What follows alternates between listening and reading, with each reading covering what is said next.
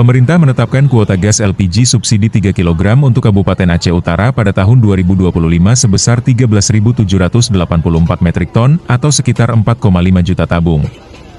Pada Juli 2025, penyaluran reguler mencapai 408.800 tabung, ditambah penambahan distribusi sebanyak 20.720 tabung sebagai respons atas isu kelangkaan di masyarakat. Terdapat 9 agen resmi penyalur gas melon di Aceh Utara.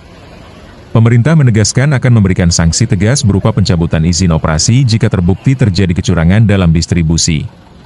Harga eceran tertinggi ditetapkan sebesar Rp18.000 per tabung.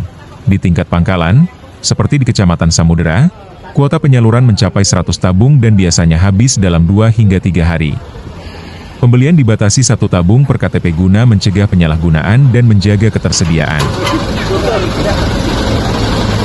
Hasil hari ini karena terjadinya isu kelangkaan itu di Aceh Utara tidak akan terjadi kelangkaan, karena untuk Aceh Utara itu kita mendapatkan alokasi pada tahun 2025 itu sekitar 13.784 metrik ton atau sekitar 4.594.667 tabung.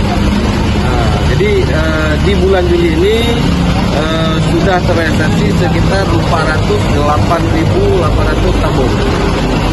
Dan penyalurannya ini kita pada bulan Juli mendapatkan alokasi tambahan kemarin tuh dari Pertamina sekitar 20.720 tabung.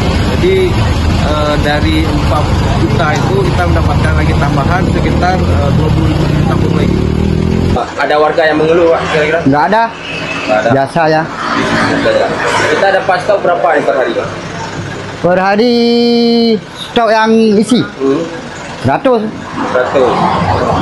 Macam nih 100. Dalam sehari ini sampai berapa kita menghabiskan? Siang nanti. Kadang-kadang 2 hari. Kadang-kadang 1 hari setengah. Berarti stok 100 itu bisa mencapai 3 hari? 3 hari ataupun 2 hari. Kan udah habis. Ini berapa harga yang kita jual? 18.000. Ada kita jual ke pengecer nih? Enggak ada. Enggak ada. Satu KTP 1. Berarti pembeli sendiri wajib melampirkan KTP? KTP. Cara